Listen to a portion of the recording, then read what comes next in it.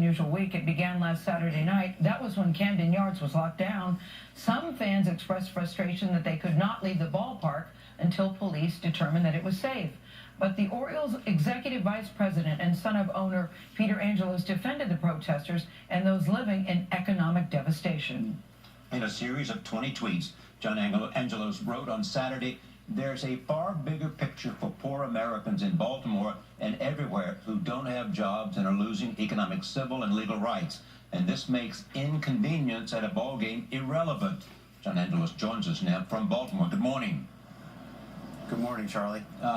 Share with us why you felt compelled to write this at this moment.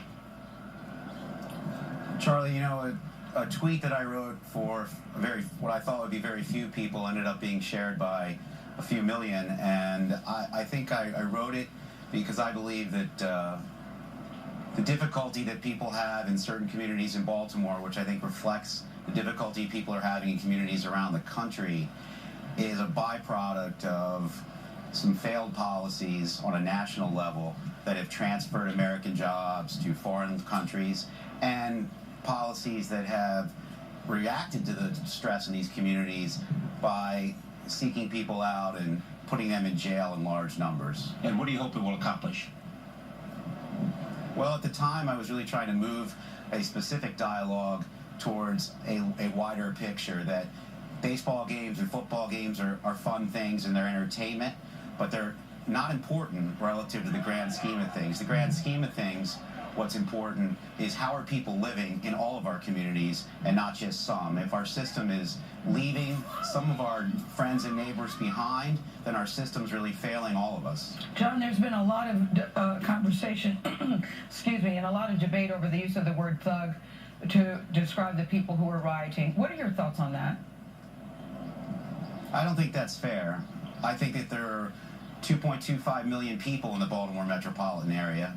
There were a few hundred arrests. I similarly think it's unfair to demonize all of the police officers.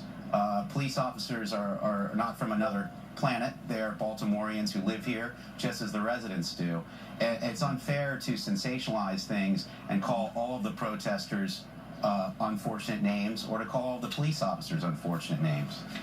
John, unemployment in the zip code where those riots broke out is 20%. In one of your tweets in particular, you blamed the American political elite who have shipped middle-class and working-class jobs away from Baltimore. What did you mean by saying that? And I mean, what do you hope that achieves, I guess is the question. Well, what I meant by that is if one were to take away from the people who've embraced these ideas, or from what I wrote originally in expressing them, that I was targeting that at a specific group, say Republicans or Democrats, that would be the wrong takeaway.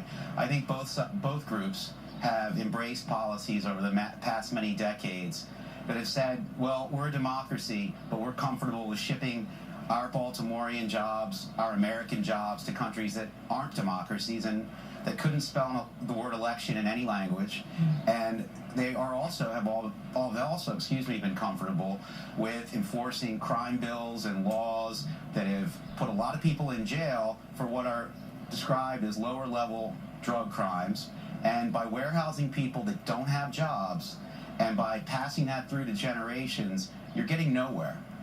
All right, John Angelos, thank you for joining us here this morning in our Best to Your City. Thanks very much.